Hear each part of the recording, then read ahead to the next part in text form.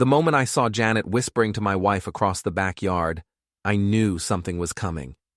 Call it instinct. Call it pattern recognition from 15 years of marriage. Call it the way Melissa's eyes kept darting toward me while pretending to flip burgers on our brand new grill, the one I'd bought her for our anniversary because she'd complained about the old one for 6 months straight. I was nursing a beer by the fence, watching our neighbors pretend to enjoy themselves at what Melissa had insisted was a casual summer gathering. Nothing about my wife was casual. Every napkin matched, every playlist was curated, every guest served a purpose in her carefully constructed social hierarchy. "Dave!" Melissa's voice cut through the evening air like a knife through butter. "Can you come here for a second?" I took my time walking over. The grass was freshly cut. I'd done it that morning at 6 because Melissa said the lawn guy wasn't detail-oriented enough. My auto repair shop had been slammed all week, but God forbid our lawn have uneven edges when Janet and her crew came over. The circle of women parted as I approached. Janet, Marie, and 3 others whose names I could never quite remember. They all had that same look, expensive highlights, yoga pants that cost more than my work boots, and smiles that never quite reached their eyes. "What's up?" I asked, keeping my voice neutral. Melissa set down her spatula with theatrical precision. "We need to talk." "About?" "About us." She gestured between us like there was something visible hanging in the air. "About how this isn't working anymore." I took a sip of my beer, waited. The women shifted their weight, excited energy barely contained. This was planned, rehearsed even. "I want a divorce," Melissa continued, her voice gaining confidence. "I've been unhappy for a long time, and I think you know that." "Do I?" "Don't play dumb, Dave. You're never here. You're always at that garage, covered in grease, smelling like motor oil. I need someone who understands my world, someone with ambition." Janet actually smirked. Marie had her phone out, probably texting the other vultures who couldn't make it. "Someone like Brad?" I asked quietly. The color drained from Melissa's face for just a second before she recovered. "I don't know what you're talking about." "Brad Morrison, sales director at your company, drives a blue BMW, has that weird thing where he laughs at his own jokes before anyone else does." The backyard had gone silent. Even the music seemed to fade. "You've been sleeping with him for what, 3 months now? 4? I took another drink, watching her face cycle through denial, anger, and something like fear. The Marriott downtown, mostly. Sometimes that boutique place on 5th Street. "You're not as careful as you think, Melissa." "How dare you?" "I dare because I've got the credit card statements, the text messages you thought you deleted, the photos Marie here accidentally sent to the wrong group chat last month." I nodded at Marie, who looked like she wanted to disappear into the patio stones. "You remember Marie? You and Janet at that hotel bar? And guess who was in the background with his tongue down my wife's throat?" "You're pathetic," Janet spat, "spying on your own wife." "I'm thorough. Comes with the job. People bring me broken things. I figure out what's wrong. I fix them or tell them they're totaled." I looked at Melissa. "You're totaled." "Get out," Melissa hissed. "This is my house. Our house. My name's on the deed too, but you know what?" I set my beer down on the patio table, making sure to not use a coaster. Melissa's eye twitched. "I'm done. You want Brad? Have him. You want this house, these friends, this whole fake-ass life?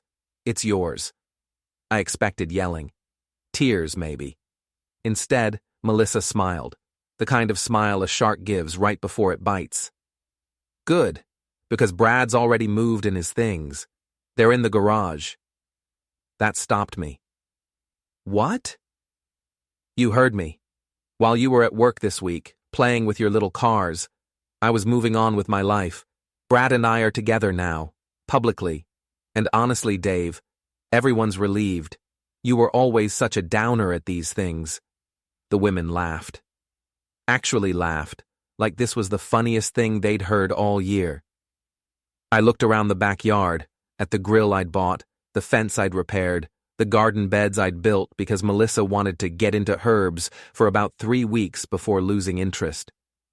My daughter Emma's old swing set stood in the corner, rusting now that she was away at college. "Okay," I said simply. The laughter ceased. Melissa's smile wavered. "Okay?" Janet repeated. "That's it?" "That's it. I'm not going to beg. I'm not going to make a scene. You win, Melissa. Enjoy your freedom." I pulled my keys from my pocket and removed the house key from the ring, set it on the patio table next to my sweating beer bottle. "I'll send a lawyer to work out the details." I walked through my house, our house, for what I thought might be the last time. Grabbed my laptop bag from the office, a few changes of clothes from the bedroom, and my grandfather's watch from the dresser. In the garage, sure enough, there were boxes marked Brad in Melissa's perfect handwriting. I took a photo of them with my phone. Then I took photos of the labels, the contents I could see, and the fact that they were stacked right next to my toolbox, like they owned the place. As I loaded my truck, I could hear the party resuming behind me. Louder now, more animated. They were probably already rewriting history, turning me into the villain of their story. The absent husband, the boring mechanic, the guy who couldn't satisfy his ambitious wife. Let them talk. I pulled out of the driveway and headed toward Mike's boxing gym on the east side of town.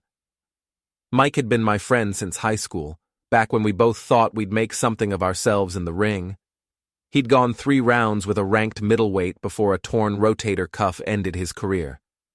I'd gone into the army, served my time, and come home to open a garage. The gym was in a converted warehouse, all exposed brick and heavy bags hanging from chains. It smelled like sweat and liniment and honest work. Mike was in his office, going over paperwork with reading glasses perched on his nose. "Dave?" He looked up, took in my expression. "What happened?" "Melissa threw me out. In front of her friends.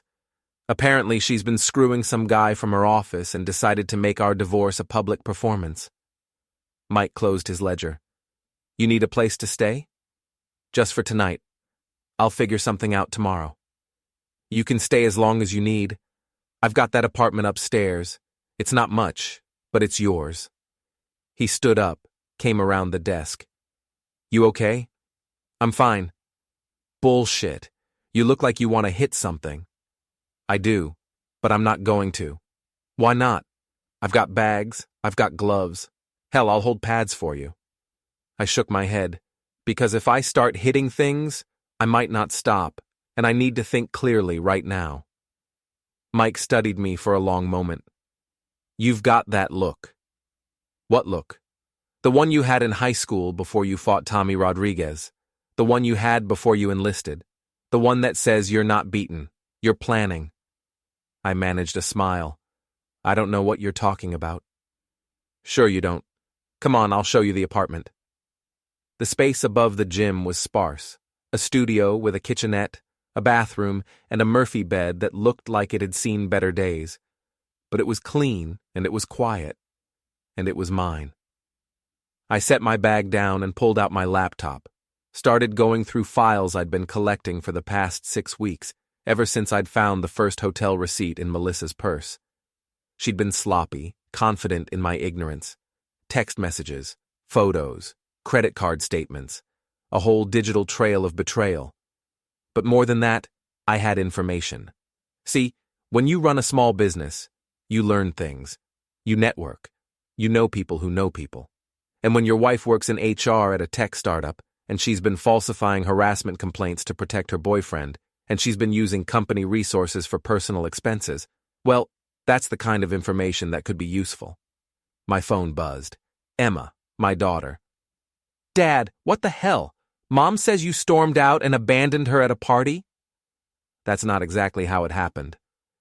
"She says you've been spying on her, that you accused her of cheating in front of all her friends." "She is cheating.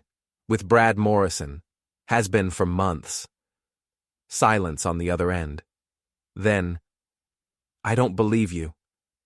"Emma, Mom said you'd try to turn me against her. She said you'd make up lies because you're jealous of her success. God, Dad, I thought you were better than this. I have proof. I don't want to see it. I don't want to be in the middle of this. Just leave Mom alone, okay? She deserves to be happy. The line went silent. I stared at my phone for a long time. Emma was 18, about to start her sophomore year at State. Melissa had been working on her all summer, I realized. Planting seeds, preparing the ground. This wasn't spontaneous. This was a campaign. My phone buzzed again, a group text from a number I didn't recognize. You're embarrassing yourself. Move on. Then another. Melissa's better off without you. And another. Everyone knows you were holding her back. I typed out a response. You ain't seen embarrassing yet. Stay tuned. Then I turned off my phone, opened a beer from Mike's mini fridge, and started making a list. The Riverside Diner smelled like coffee and regret at 6 in the morning. I'd been coming here since high school, back when it was the only place open early enough to grab breakfast before first period. The booths were the same cracked vinyl, the counter still had that long crack running down the middle, and Doris still worked the morning shift despite being approximately 150 years old. Dave. She poured coffee without asking. Heard about you and Melissa. Word travels fast. Honey, word traveled at light speed. Janet was in here yesterday afternoon, telling anyone who'd listen about how you lost it at the barbecue. Doris leaned against the counter. Said you accused Melissa of all sorts of things. Made a real scene. That's not how it happened. I figured Janet's got a mouth on her that could strip paint. She pulled out her order pad. The usual? Yeah. Thanks, Doris. I watched the sun rise through the grimy windows while I waited for my eggs and toast. My phone, turned back on at 5 a.m., had 37 new messages. Most were from numbers I didn't recognize. A few were from people I'd considered friends. Tom Henderson, Janet's husband. Man, I don't know what happened, but maybe give Melissa some space. Rick Patterson, who I'd helped rebuild an engine for his classic Mustang. Heard you're going through some stuff. Probably best if we don't hang out for a while. Janet and Melissa are tight with my wife. Sarah Chen from the Business Owners Association. Dave, I'm sorry, but I can't be seen taking sides in this. You understand. One by one, my social circle was evaporating. Melissa's influence, spreading like poison through our small town's interconnected web of relationships. There was one message that stood out, though. From Emily Wright, Melissa's best friend since college. I'm so sorry this is happening. If you need to talk, I'm here. I remembered Emily. She'd worked at my shop briefly, years ago, maybe 7, 8 years back. Smart woman, good with numbers, but she'd been skimming from the register. I'd caught her, fired her quietly, didn't press charges because she was Melissa's friend. She'd moved on to HR work at some company across town. I didn't respond to any of them. Doris brought my breakfast. You look like hell. Feel like it too. What are you going to do? Haven't decided yet. She patted my hand. Whatever you do, make it count. I spent the morning at the shop. My business partner Carlos had been holding down the fort, but we had a backlog of work that needed my attention. A transmission rebuild, 2 brake jobs, and a diagnostic on a Chevy that was making a noise its owner described as like an angry cat in a dryer. Carlos found me under the Chevy at noon. Boss, you got a visitor. I rolled out from under the car. Brad Morrison stood in my garage bay, looking distinctly uncomfortable in his designer suit and Italian shoes. His BMW, the one Melissa had been riding in when Marie took that incriminating photo, was parked outside. We need to talk, Brad said. No, we don't. Look, I know this is awkward. Awkward? I stood up, wiping my hands on a rag. Awkward is forgetting someone's name at a party. This is you sleeping with my wife while I was working to pay for the house you're now living in. Brad had the decency to look uncomfortable. Melissa and I didn't mean for it to happen. It just did. Sometimes people connect on a level that... Save the TED Talk, Brad. What do you want? I want you to leave her alone. The texts, the calls. I haven't texted or called her once. The social media posts then. The comments you're leaving on her friends' pages. I don't have social media. Brad faltered. Well, someone's been posting things. Melissa's upset. Melissa's upset. I laughed, a sound with no humor in it. That's rich. You know what? Tell Melissa I hope you two are very happy together. Tell her I hope every day with you is exactly what she deserves. That sounds like a threat. It's a blessing. Now get out of my shop before I decide your BMW needs a very thorough inspection, the kind where I find all sorts of expensive problems. Brad left. I watched him go, watched him check his car nervously before getting in, watched him drive away just a little too fast. Carlos appeared at my elbow. You okay? Fine. You're smiling. That's not a good smile. I'm just thinking. About what? About how people like Brad think they're untouchable. How they think they can take whatever they want without consequences. Dave, I'm not going to do anything stupid, Carlos, I promise. But I was going to do something. I just hadn't figured out what yet. That night, I went to Sullivan's bar, the local dive where the blue-collar crowd gathered after work. It was dark, sticky, and honest. Nobody here cared about HR positions or tech startups or who was sleeping with whom, except they did, apparently. I'd barely sat down when Jerry Mullins, a plumber I'd known for years, moved to a different table. Then Amy Rodriguez, who ran the hardware store, suddenly remembered she had to be somewhere else. By the time I finished my first beer, I was sitting alone in a bar that had been my refuge for 20 years. The bartender, a guy named Steve who'd been pouring drinks here since before I was born, leaned across the bar. On the house, he said, sliding me another beer. For losers only. Funny. I'm serious. Melissa's been in here twice this week with her new boyfriend. Telling everyone who'll listen about how you were controlling, jealous, abusive even. Abusive? Her word, not mine. I know you, Dave. You wouldn't hurt a fly unless it really deserved it. But she's convincing. Got that way of talking that makes people believe her. She's good at that. What are you going to do? Everyone keeps asking me that. Because everyone wants to know if they should take cover. I took a long drink. I'm going to let her think she won, let her get comfortable, let her think I'm beaten. And then? And then I'm going to show her what beaten really looks like. Steve grinned. Now that's the Dave I remember. I went home, to Mike's gym, to my borrowed apartment, and opened my laptop. Started going through everything I'd collected. The evidence of Melissa's affair was damning enough, but it was what I found in her work emails that really interested me.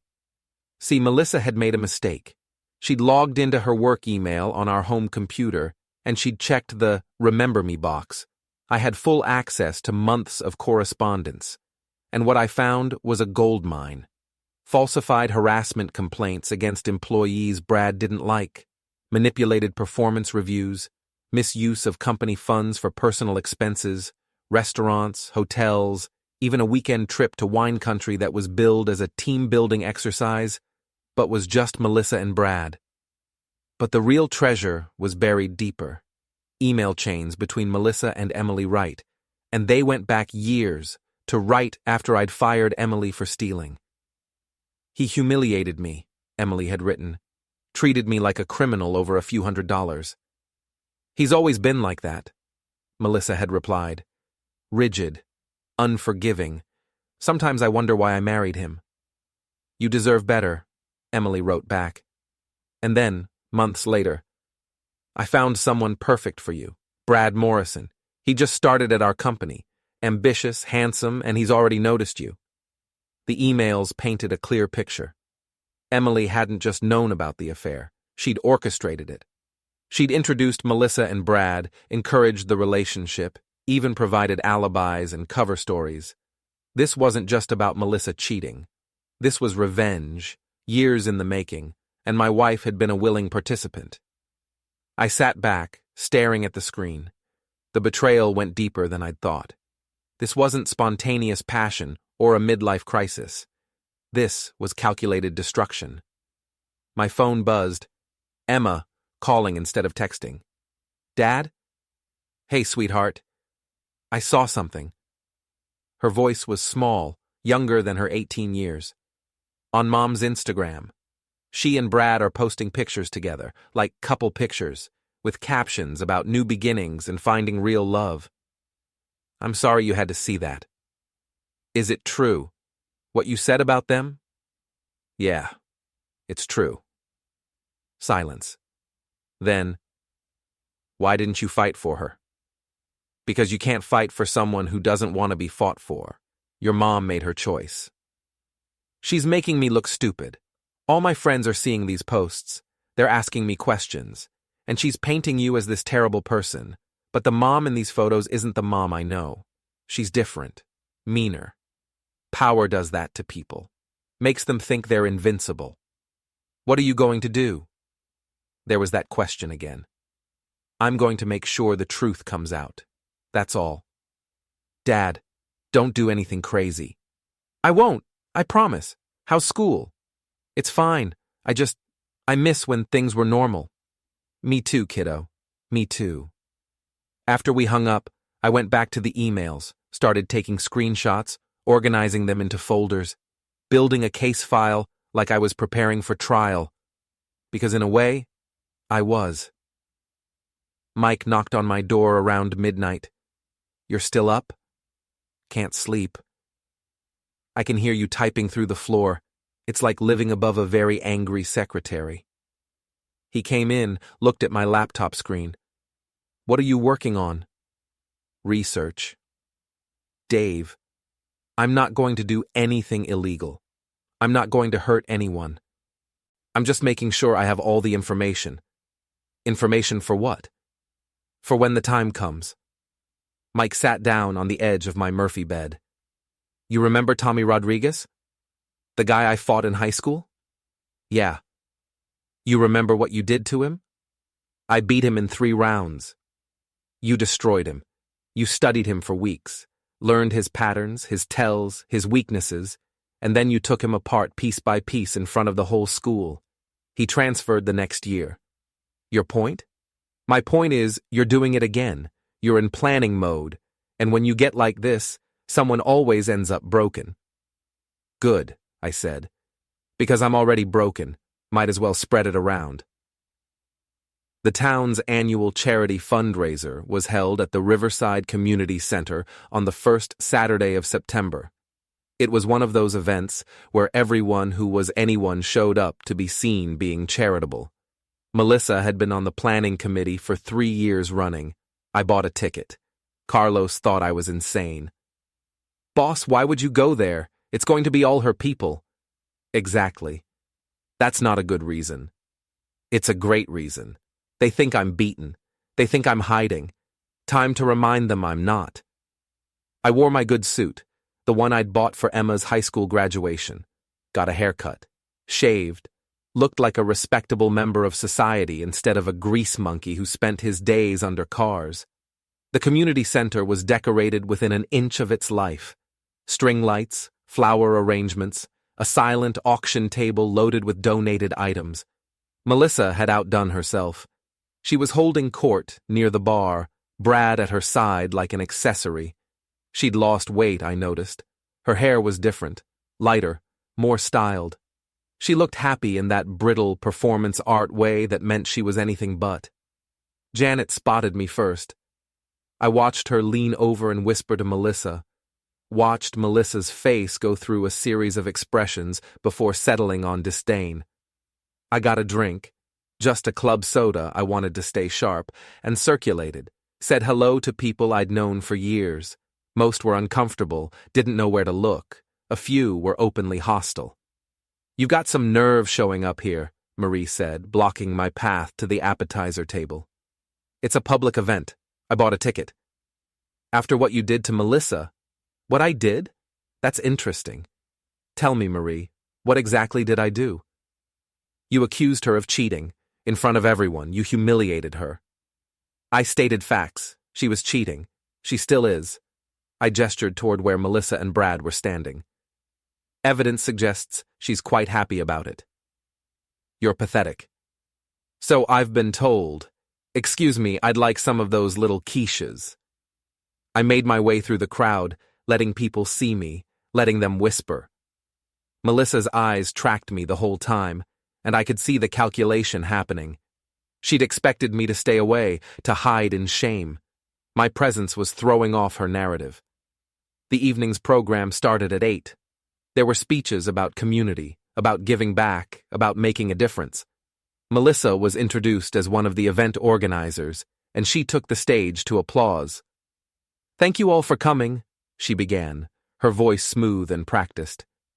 "Tonight is about supporting our community, about being there for each other in times of need. It's about showing up, even when things are difficult."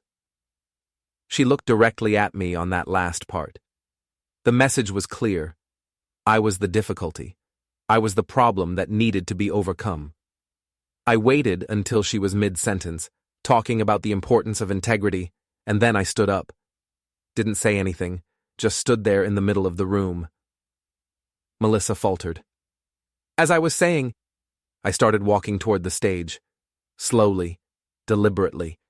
Every eye in the room was on me. "Sir, please sit down," someone said. Maybe the event coordinator.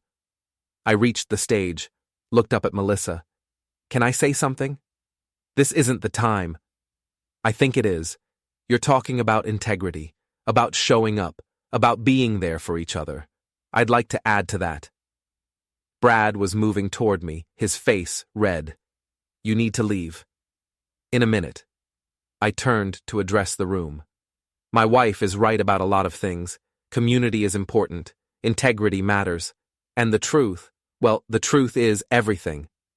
"Dave, don't," Melissa said from the stage, her voice tight. "Don't what?" "Don't tell everyone that you've been sleeping with Brad for the past 4 months. Don't mention that you're using company funds to pay for your hotel rooms. Don't bring up the fact that you've been falsifying workplace harassment complaints to protect your boyfriend's job." The room went silent. You could have heard a pin drop on the hardwood floor. "You're lying," Melissa said, but her voice wavered. "Am I? Because I have emails. I have credit card statements. I have text messages. I have photos." I pulled out my phone. "Would you like me to share them? We could put them up on that nice projector screen, make it a real community event." Brad grabbed my arm. "That's enough." I looked down at his hand on my arm, then up at his face. "You want to do this here? Now? In front of everyone?" "I want you to leave my girlfriend alone." "Your girlfriend? That's cute." "Tell me, Brad, does your boss know you've been using company resources for personal use? Does he know about the fake harassment complaints? Because I'm pretty sure that's grounds for termination, maybe even legal action." Brad's face went from red to pale. "You don't know what you're talking about." "I know exactly what I'm talking about. I've spent the last month documenting everything. Every hotel stay, every dinner, every lie you two have told. And I've sent it all to someone very interested in workplace ethics violations." That was a bluff. I hadn't sent anything yet, but Brad didn't know that. Melissa came down from the stage. "You're trying to ruin my life." "No, Melissa. I'm just making sure everyone sees the real you. The one who cheats on her husband, manipulates her friends, and breaks the rules when they're inconvenient. You wanted to humiliate me at that barbecue? Consider this my RSVP." I turned and walked out. Behind me, the silence erupted into chaos. Voices raised, questions shouted, the sound of Melissa crying. I didn't look back. Outside, the night air was cool and clean. I sat in my truck for a moment, hands shaking from adrenaline, and waited. 5 minutes later, my phone rang. Emily Wright. "Dave, I heard what happened. Are you okay?" "I'm fine. That was brave. What you did in there. It was necessary. Listen, I know we haven't talked much since I left your shop, but I want you to know I'm on your side. What Melissa did to you, it's not right." "Thanks, Emily. If you need anything, I mean it. A place to stay, someone to talk to, whatever." I appreciate that.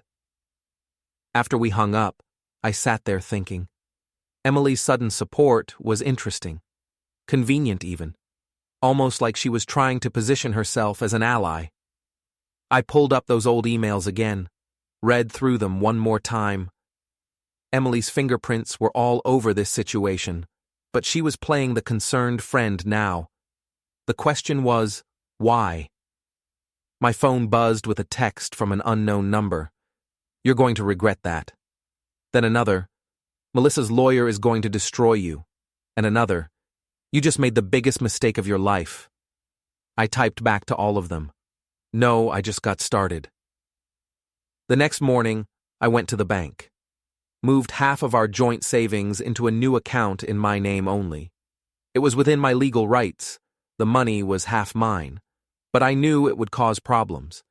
Then I called the company that handled Emma's tuition payments and put a hold on the automatic withdrawals. Emma was 18, legally an adult. If Melissa wanted to keep paying for school, she could do it from her own accounts. Then I went to see a lawyer. Not for the divorce, that would come later, but for something else. I need to file a formal complaint with my wife's company, I told the attorney, a sharp-eyed woman named Patricia Vance. I have evidence of workplace misconduct, misuse of funds, and falsified HR documents. Patricia reviewed the emails I'd printed out. This is substantial. You understand that filing this complaint could result in your wife losing her job? I understand. And you're sure you want to do this? Once it's filed, there's no taking it back. I'm sure. She nodded. I'll draft the complaint today. We'll send it to their CEO and their legal department. With evidence this clear, they'll have to investigate. How long will that take? Depends on the company. But typically, when there's this much documentation, they move fast. They won't want liability. I left Patricia's office feeling lighter than I had in weeks. The pieces were moving. The trap was closing. That afternoon, I got a call from Melissa. What did you do? She was crying, her voice ragged. I filed a complaint with your company about the misconduct. You bastard, you absolute bastard. They've suspended me pending investigation. Do you know what that means? My career is over. Your career was over the moment you decided to break the rules. I just made sure the right people knew about it. This is revenge. Pure revenge. No, this is consequences. There's a difference. I'll destroy you in the divorce. I'll take everything. The house, the business, Emma. Emma's an adult. She makes her own choices. And the house? Keep it. I don't want anything that reminds me of you. You're going to regret this. Probably. But not as much as you're going to regret underestimating me. I hung up. That night, I couldn't sleep. Kept replaying the conversation, the look on Melissa's face at the fundraiser, the way Brad had grabbed my arm, the way the whole town had watched our marriage implode in real time. Mike found me in the gym at 2 a.m, hitting the heavy bag with wrapped hands. You're going to hurt yourself. Don't care. Yeah, you do. He held the bag steady. Talk to me. I ruined her career today. Filed a formal complaint with her company. She's suspended. How do you feel about that? I don't know. Satisfied? Guilty? Both? That's normal. You're not a bad person, Dave. Bad people don't feel guilty. Then why does this feel so terrible? Because you loved her once. Because this isn't who you wanted to be. But she made choices, and those choices have consequences. You're just making sure those consequences happen. I hit the bag one more time, then stopped. My knuckles were bleeding through the wraps. I found something else, I said. In the emails, Emily Wright, Melissa's best friend, she set this whole thing up. Introduced Melissa to Brad, encouraged the affair, provided cover. It was revenge for me firing her years ago. Mike whistled low. That's cold. And now Emily's trying to be my friend, offering support, playing the concerned ally. What are you going to do about it? I'm going to let her think it's working, let her get close, and then I'm going to make sure everyone knows what she did. You're playing a dangerous game. I know, but I'm tired of being the victim in everyone else's story. Time to write my own ending. Emily Wright showed up at my shop 3 days later with coffee and sympathy. I thought you could use a friend, she said, handing me a cup from the expensive place downtown. Thanks. That's thoughtful. I heard about Melissa's suspension. That must have been difficult for you. It was necessary. We sat in my office, surrounded by invoices and parts catalogs. Emily looked out of place.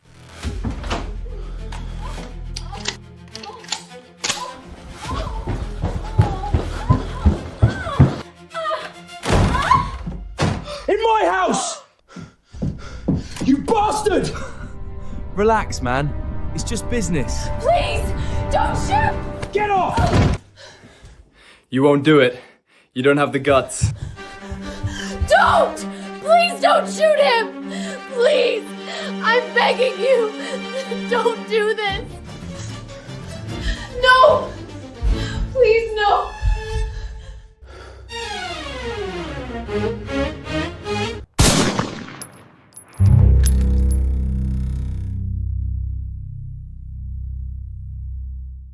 In her designer clothes and perfect makeup, like a swan that had accidentally landed in a junkyard. "Can I ask you something?" she said. "Why now? Why did you decide to fight back after all this time?" "Because I was tired of being the joke, tired of watching her parade around with Brad like I didn't matter, tired of being erased from my own life." "I get that. Melissa always did have a way of making everything about her. You two have been friends for a long time. Since college. But honestly, Dave, I've seen sides of her lately that I don't like. The way she's been treating you, the things she's been saying, it's not right." I sipped my coffee. "What kind of things?" She's been telling people you were controlling, that you kept her from pursuing her dreams, that you were emotionally abusive. None of that's true. I know, I was at your house plenty of times. I saw how you were together. You were good to her. Too good, probably. Why are you telling me this?" Emily leaned forward. "Because I think you deserve to know what you're up against.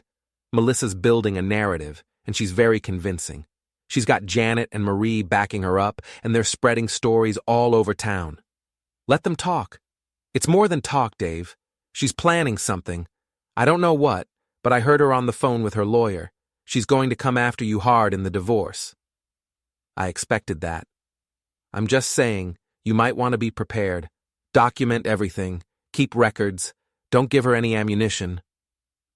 After Emily left, I sat in my office and thought about the conversation. She was good. I'd give her that. The concerned friend, the inside source, the ally in enemy territory. If I didn't know about her role in orchestrating the affair, I might have believed her. But I did know. And that meant her sudden friendship was part of a larger plan. I pulled up her emails again, went back further this time, found correspondence between Emily and Brad from before the affair started. "She's perfect for you," Emily had written. "Smart, beautiful, ambitious, and her husband is a complete loser. She deserves better." "You really think she'd be interested?" Brad had replied. "I know she would. I've been laying the groundwork for months. Trust me, this is going to work." So, Emily had been playing matchmaker. But why? Just revenge for being fired. That seemed extreme. I kept digging. Found emails between Emily and someone named Richard Chen at Melissa's company. They were discussing HR policies, complaint procedures, ways to document misconduct. "If we can get enough complaints on record," Emily wrote, "we can force them to take action, even if the complaints are exaggerated." "You're sure about this?" Richard replied. "Falsifying reports is serious." "I'm not falsifying anything. I'm just helping people remember things more clearly. There's a difference." The picture was getting clearer. Emily wasn't just orchestrating Melissa's affair. She was actively trying to damage the company from the inside. But why? I did some research. Turns out Emily had applied for a position at Melissa's company 2 years ago and been rejected. The position had gone to Brad Morrison instead. So this wasn't just about me. This was about Emily's wounded pride, her jealousy, her need to prove she was smarter than everyone else. She'd turned my marriage into a weapon, used my wife as a pawn, and was now trying to position herself as my savior. I called Patricia Vance. I need to amend that complaint I filed. I have additional evidence. What kind of evidence? The kind that shows a third party was actively encouraging and facilitating the misconduct, someone with a grudge against the company. Send it over. I'll review it and update the filing. That night, I got a call from Emma. She was crying. Dad, Mom's apartment got broken into. Someone trashed the place, wrote horrible things on the walls. Is she okay? She's scared. The police are there now. She thinks you did it. Emma, I know. I told her you wouldn't do something like that. But Dad, someone did. Someone spray-painted homewrecker on her bedroom wall. Destroyed her clothes. It's bad. Where are you? At the apartment. The police want to talk to you. I drove to Melissa's new place, a upscale complex on the north side of town, paid for with money from our joint account. There were 2 police cars out front, lights flashing. Officer Ramirez met me in the parking lot. Mr. Davidson, we need to ask you some questions. I didn't do this. Where were you between 6 and 8 p.m. tonight? At Mike's gym. I was working out, then I was in my apartment. Mike can confirm. Anyone else see you? There were maybe a dozen people at the gym. They can all verify I was there. Ramirez nodded. We'll check that out. Your wife seems convinced you're responsible. My wife is building a narrative. This fits perfectly into it, doesn't it? The crazy ex-husband, stalking and vandalizing. Except I didn't do it. Then who did? I don't know. But I'd suggest looking at her boyfriend. Maybe he's not as stable as he seems. I went upstairs. Melissa's apartment was indeed trashed. Furniture overturned, clothes shredded, and homewrecker spray-painted in red across her bedroom wall. Melissa was sitting on the couch, wrapped in a thick blanket, with Janet and Marie flanking her like protective bodyguards. Their faces were hard, like they were ready to defend her from any perceived threat. The tension in the room was palpable, and it was clear that this wasn't going to be a simple conversation. How could you? Melissa's voice cracked as she looked up at me, her eyes filled with accusation. I didn't do this, I replied, trying to keep my voice steady, though a part of me wondered if she believed that at all. Liar, you've been threatening me, harassing me. Melissa's words came out in a rush, the anger in her tone escalating. I've done no such thing, I countered, my patience wearing thin. I filed a legitimate complaint with your company. That's not harassment. That's holding you accountable for your actions. There's a big difference. You're trying to destroy my life, she spat, her eyes narrowing in what seemed like a mixture of fear and rage. No, Melissa, I'm not trying to destroy anything. I'm just making sure the truth comes out, the truth that you've been trying so hard to bury. There's a difference between destroying and exposing, and right now, I'm just exposing you for who you really are. My words hung in the air between us, sharp and heavy. Before she could respond, Brad, who had been hiding out in the bedroom, finally emerged.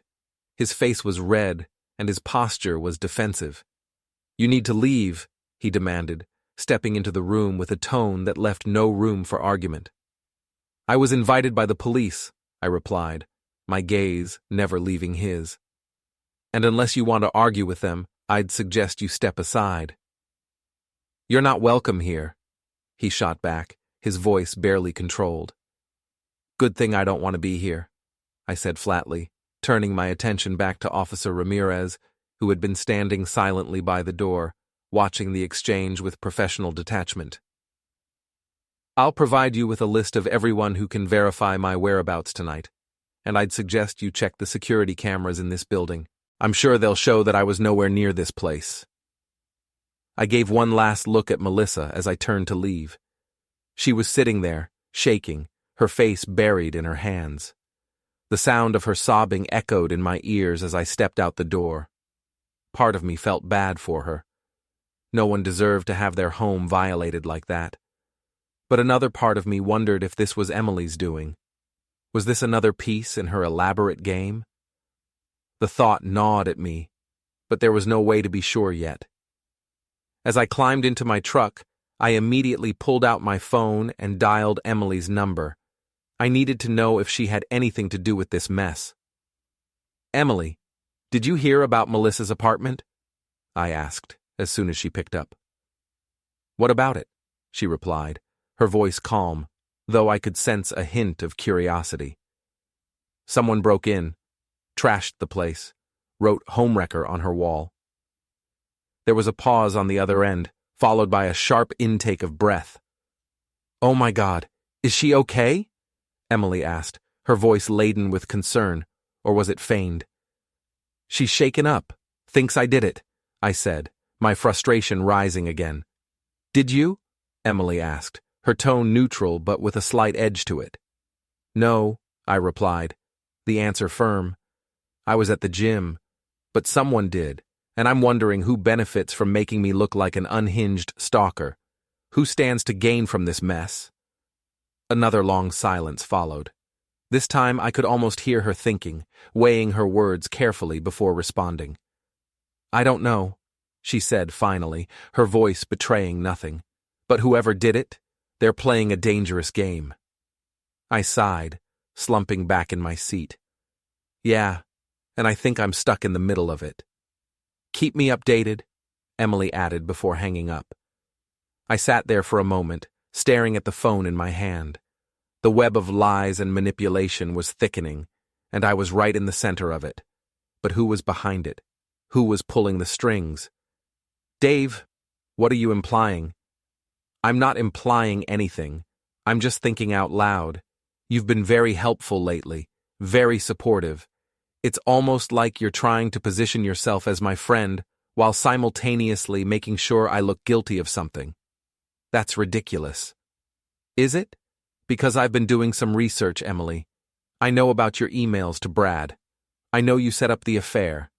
I know you've been sabotaging Melissa's company from the inside, and I'm starting to think you're not done yet." The line went silent. I sat in my truck, engine running, and waited. 10 minutes later, Emily called back. "We need to talk, in person." "I'm listening." "Not on the phone. Meet me at the old factory on Industrial Road. Tomorrow night, 8 p.m. "Why there?" "Because it's private. Because I'm tired of playing games. Because you deserve to know the truth." She hung up before I could respond. I called Patricia Vance. "I need you to do something for me." "What?" "I need you to file an amended complaint with Melissa's company. Include everything about Emily Wright. And I need you to do it tomorrow morning, before 8 a.m.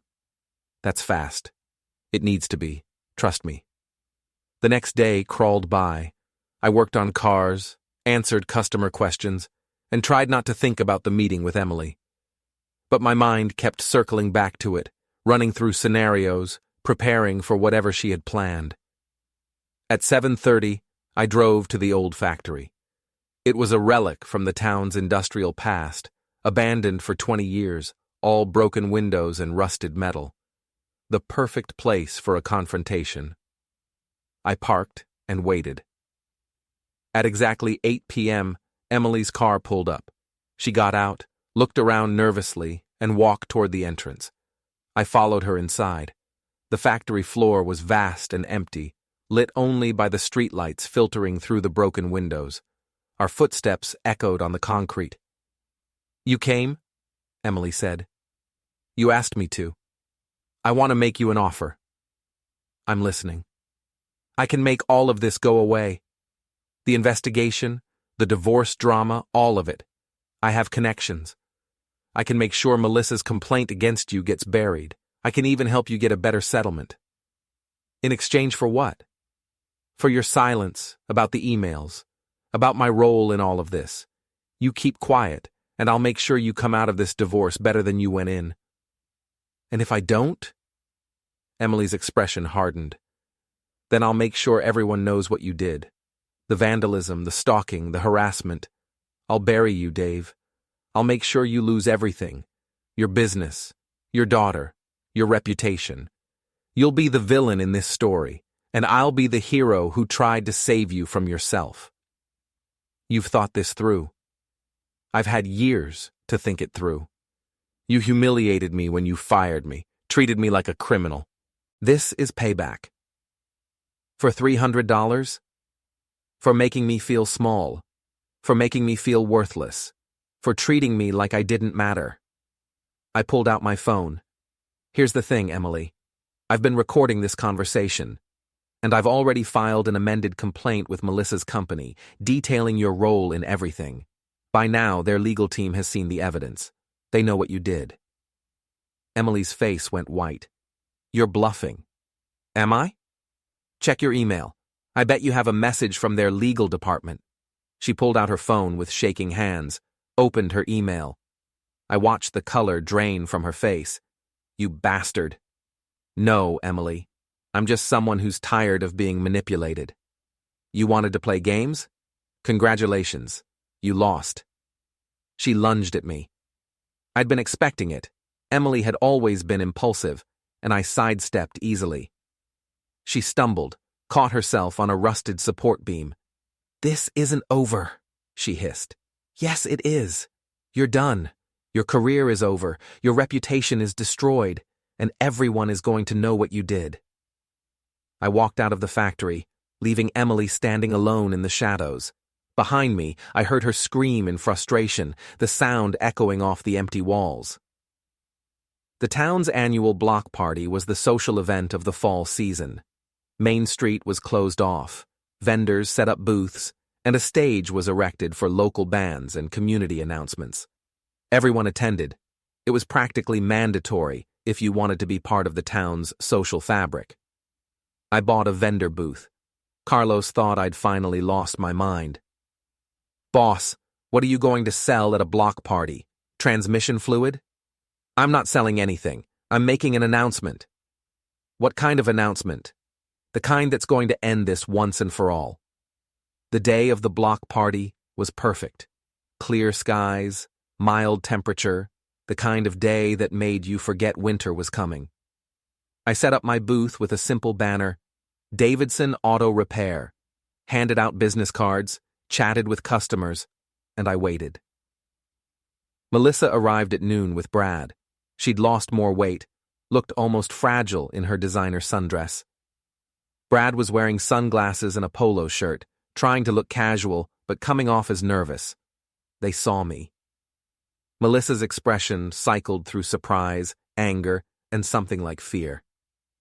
Janet and Marie were with them, forming their usual protective circle. But I noticed the circle was smaller now. Some of the friends had drifted away, probably sensing that Melissa's ship was sinking. Emma showed up an hour later. She'd driven home from college specifically for this event, though I hadn't known she was coming. Dad, what are you doing here? Working, networking, being part of the community? Mom's freaking out. She thinks you're going to cause a scene. I'm just here to tell the truth, Emma, that's all. What truth? You'll see. I promise. By the end of today, you'll understand everything. At 3 p.m., the mayor took the stage to make announcements, community updates, upcoming events, recognition for local businesses. I waited until he was done, then I walked up to the stage. Excuse me, Mayor. Can I say a few words? He looked confused but nodded. Sure, Dave. Keep it brief. I took the microphone, looked out at the crowd. Hundreds of people, all the town's social circles represented. Melissa was near the front, Brad beside her, looking like she wanted to disappear. Hi, everyone. I'm Dave Davidson. Most of you know me. I run the auto shop on 5th Street. Some of you have been customers. Some of you have been friends. And some of you have been spreading rumors about me for the past few months. Nervous laughter rippled through the crowd. I'm not here to complain about that. Rumors are part of small-town life, but I am here to set the record straight about a few things. Melissa started moving toward the stage. Brad grabbed her arm, holding her back. My wife, soon-to-be ex-wife, has been telling people I was controlling, abusive, jealous, that I held her back from her dreams, that I was a terrible husband who deserved to be left. The crowd was silent now, everyone watching. But here's what she didn't tell you. She's been having an affair with her co-worker Brad Morrison for the past 6 months. They've been using company funds to pay for hotel rooms. She's been falsifying workplace harassment complaints to protect him. And the whole thing was orchestrated by her best friend Emily Wright as revenge for something that happened years ago. Gasps from the crowd. Melissa's face was bright red. I have proof of all of this. Emails, text messages, credit card statements, photos. I've filed formal complaints with her company. I've provided evidence to their legal team. And I've made sure that everyone involved faces consequences for their actions. You're lying, Melissa shouted from the crowd. Am I? I pulled an envelope from my pocket. This is a DNA test. Emma, your mother told you I was your father. But according to this test, there's a 0% chance that's true. The crowd erupted. Emma's face went white. Melissa started crying. I'm sorry you had to find out this way, Emma. But your mother has been lying to both of us for 18 years. I raised you, I loved you, and I still do. But the truth matters. Brad tried to rush the stage. I saw him coming, sidestepped, and let his momentum carry him past me. He stumbled, fell off the stage into the crowd. People scattered, laughing. One more thing, I said into the microphone. To everyone who believed Melissa's lies, who cut me out of their lives, who treated me like I was the villain in this story, you should be ashamed. You didn't ask questions. You didn't seek the truth. You just went along with the narrative because it was easier. I set the microphone down and walked off the stage. The crowd parted for me like the Red Sea. Behind me, I could hear Melissa sobbing, could hear Janet and Marie trying to comfort her, could hear the buzz of 100 conversations starting at once. Emma caught up with me at my truck. Dad, wait. I turned. She was crying, mascara running down her face. Is it true? About the DNA test? Yes. But you raised me. You're my dad. I am. Biology doesn't change that. I love you, Emma. I always will. But you deserve to know the truth. Why didn't you tell me privately? Because your mother has been using you as a weapon against me. She's been turning you against me with lies. I needed everyone to hear the truth at the same time, so there could be no more manipulation. Emma hugged me, sobbing into my shirt. I'm so sorry. I believed her. I said terrible things to you. I know. It's okay. She's very convincing. What happens now? Now we move forward. You finish school, I rebuild my life, and your mother faces the consequences of her choices. Over Emma's shoulder, I could see Melissa being led away by Brad. Janet and Marie had abandoned her, melting back into the crowd. The circle of friends had finally broken. Emily Wright was nowhere to be seen. I'd heard through Patricia Vance that she'd been fired from her company, was facing potential legal action for her role in the falsified complaints. Her revenge had backfired spectacularly. The next week was chaos. Melissa's company terminated her employment. Brad resigned before he could be fired. The story spread through town like wildfire. Everyone had an opinion, everyone had a take. But the narrative had shifted. I was no longer the villain. I was the wronged husband, the man who'd been betrayed and lied about, who'd fought back with truth instead of violence. My business actually improved. Turns out people like supporting the underdog, especially when the underdog wins. Emma moved back home, to Mike's gym, to the apartment above the boxing ring. We had long talks about trust, about truth, about the complicated nature of family. She was angry at Melissa, hurt by the years of lies, but I encouraged her to maintain a relationship with her mother. She's still your mom, I said.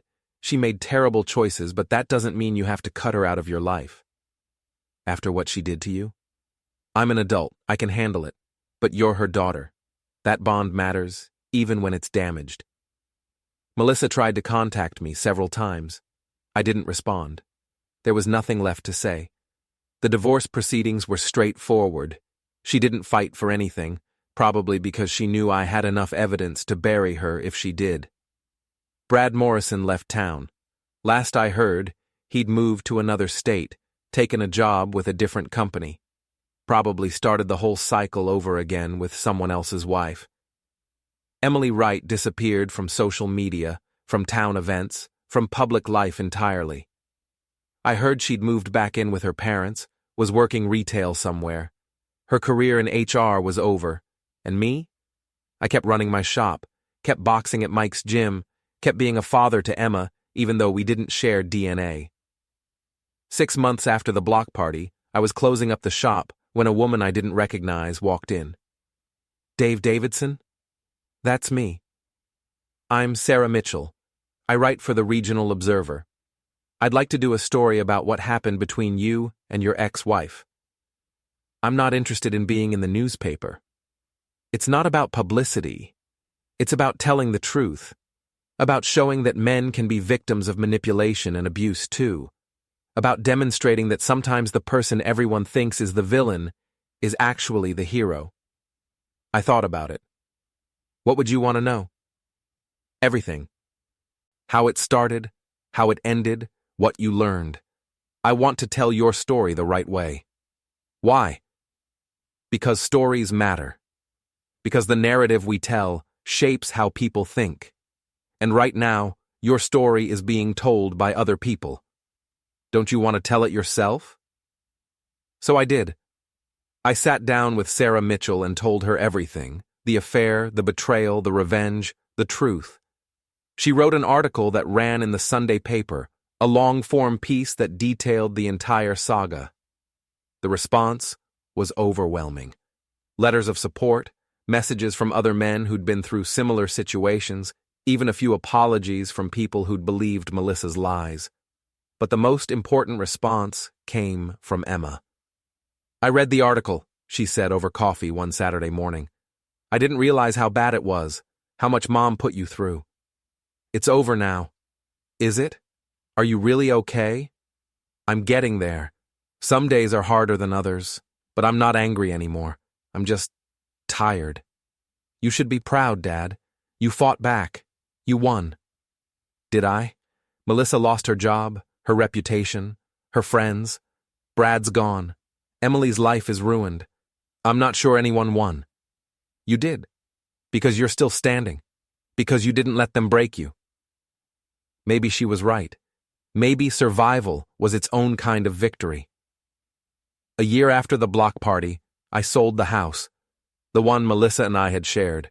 The one full of memories, both good and bad. Used the money to expand my shop, hire 2 more mechanics, and buy a small house near the gym.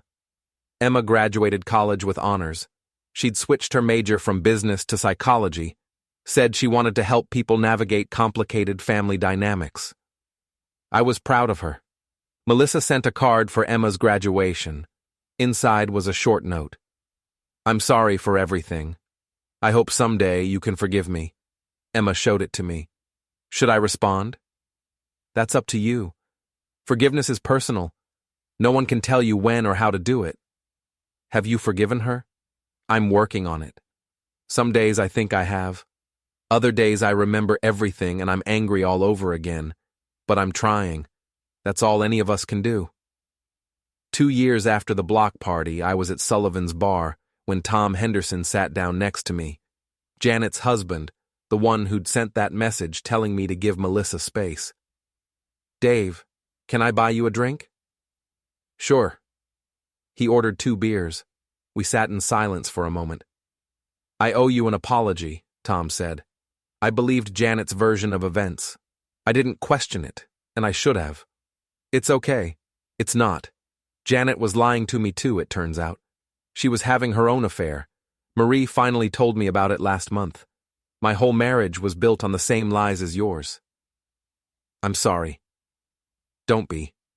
You tried to warn us in your way. You showed us what happens when we ignore the truth. I just wish I'd listened sooner."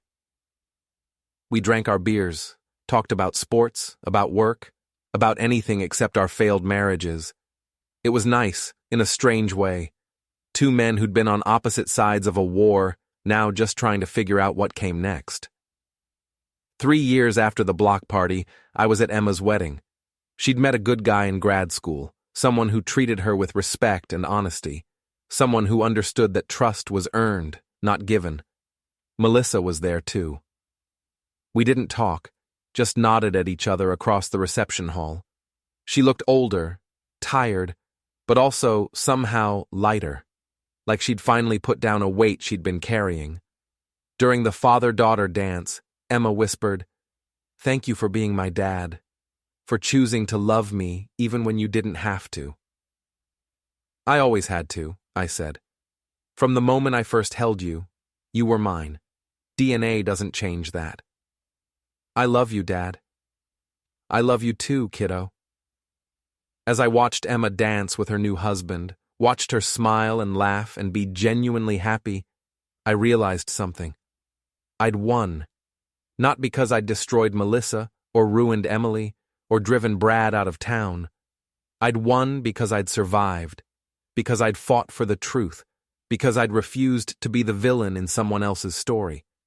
The revenge I'd taken wasn't about destruction, it was about revelation, about making sure everyone saw the truth, even when the truth was ugly and complicated and painful.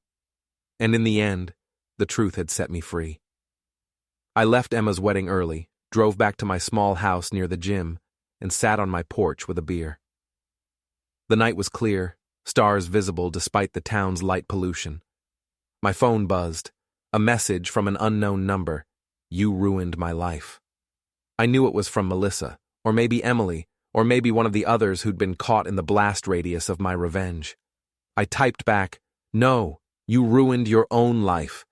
I just made sure everyone knew about it." Then I blocked the number, finished my beer, and went inside. The devil's last laugh wasn't about cruelty, it was about justice, about making sure that for once the person who'd been wronged got to tell their story, about proving that sometimes the underdog doesn't just survive, they win. And I had won. Not perfectly, not cleanly, but definitively. The story was over, the revenge was complete, and I was finally, truly free.